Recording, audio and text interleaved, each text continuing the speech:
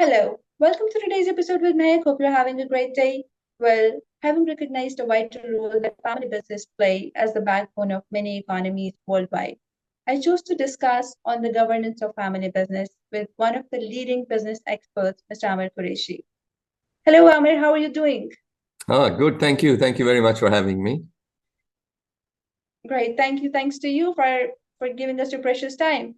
Well, Amir, since you're an expert in the business What do field, you think about the importance of the family businesses that run across generations? Thank you. It's quite a broad question, and let's start with a few basic things. As you said in the introduction, family businesses are crucial all over the world. They contribute significantly to the economies of many countries, not just in the Asian subcontinent, but also across Europe and Africa, everywhere. But what happens with many family businesses is they start off very well. Usually there is a founder, the entrepreneur who starts the business up. It becomes successful, and over time, other family members join the business. Could be their brothers or other family members. Sometimes it's the children. But somewhere along the line, the family businesses lose their way. By the time they get into the second or third generation, problems start to emerge, and business basically isn't able to continue. It either ends up collapsing or splitting up, or any number of variations to that theme, and which is a huge pity, because a business would be much stronger if it managed to grow organically like it started off. But that doesn't happen, and most of these businesses end up disintegrating, resulting in lots of disputes amongst family members, and those kind of things. Exactly. That's why I think, Amir, that incorporating a culture of professionalism is quite a challenge within the family business.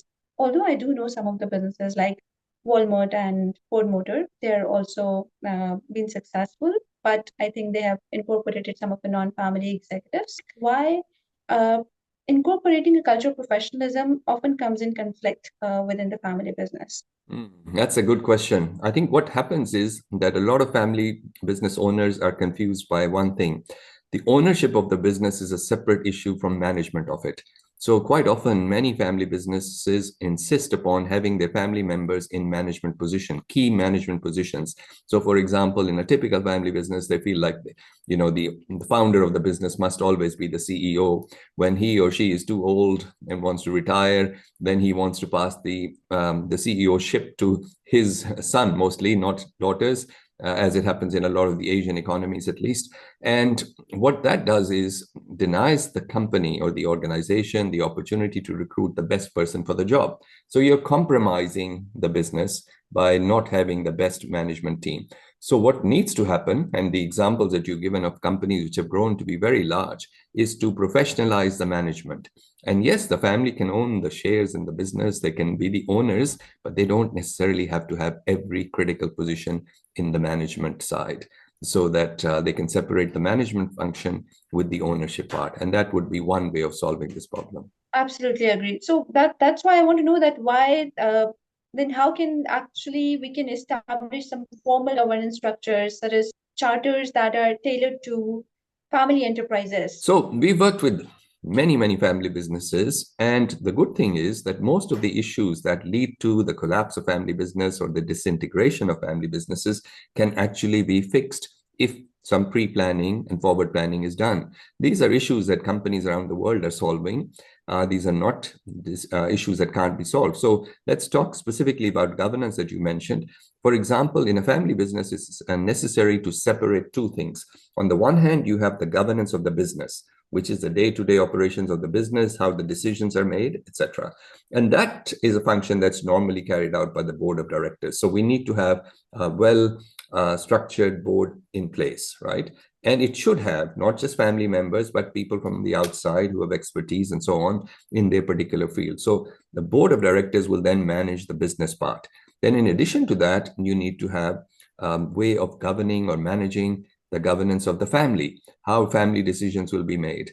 So for that, you can set up a separate body, sometimes called a family council, which will actually help to make decisions, provide input to the board on behalf of the family, and so on. So you need to separate the family from the business if you want the business to succeed.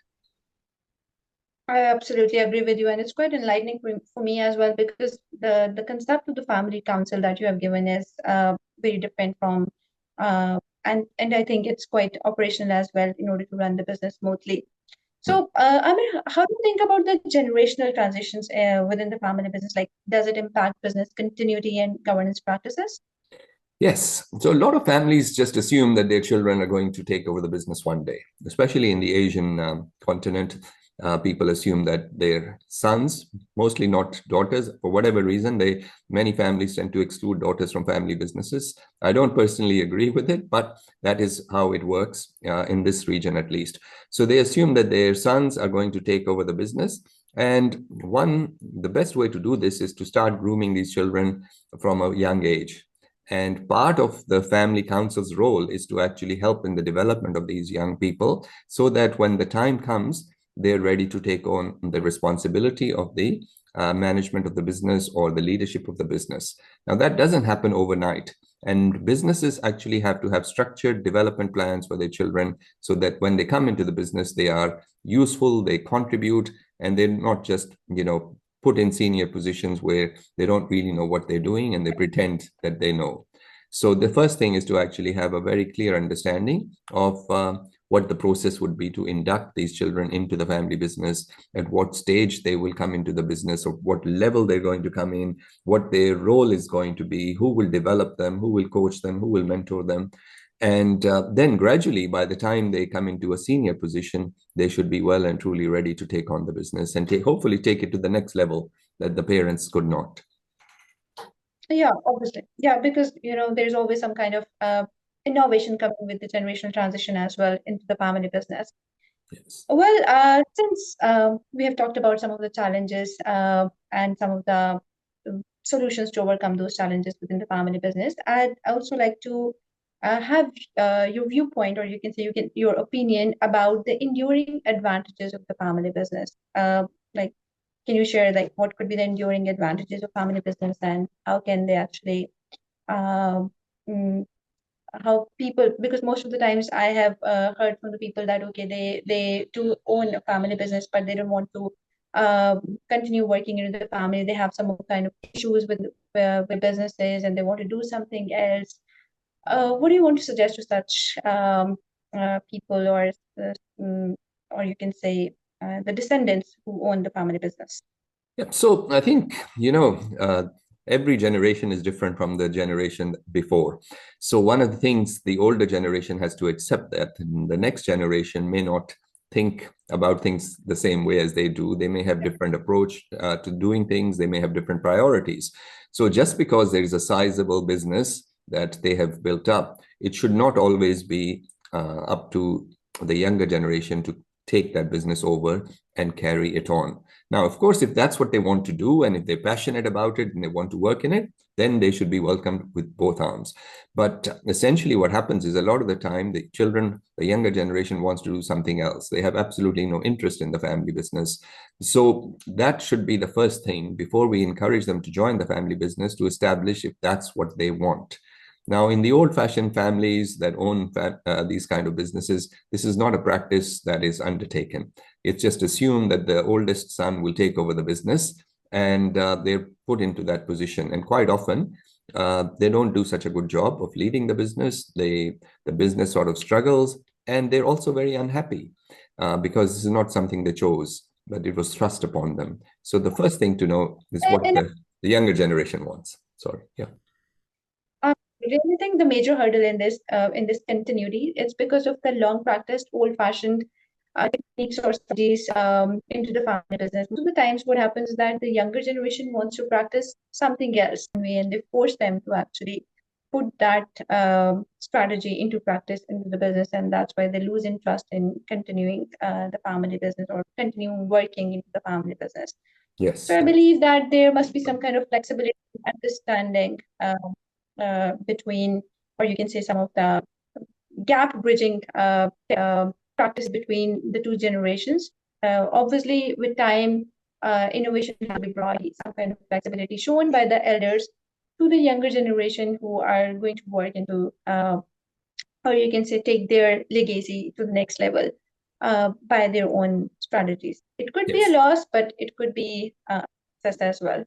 Yes, I think times are changing Yeah. rapidly, and businesses that fail to keep up with changing times are going to struggle.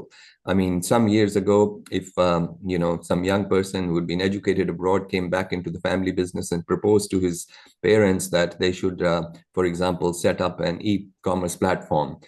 Some of the parents, the old-fashioned parents, did not see the necessity to do that because business was growing anyway and they were doing well. And yet now, when you look back, that most businesses are now having e-commerce platform. They're generating significant amount of revenues, and yet many businesses initially resisted this thing. Nowadays, there's a lot of talk about artificial intelligence, how that can actually improve the efficiency of businesses.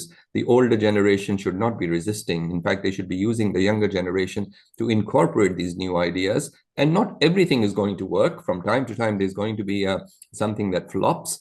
But that's part of running a business, and they should not blame. We should not go into the blame game of saying, you tried this and it didn't work and it's your fault, because then the younger generation loses heart. So we have a lot. The older generation has to be much more flexible and much more encouraging to the younger generation, bring in new ideas, bring in new concepts and experiment. And sometimes these things will work and sometimes they won't.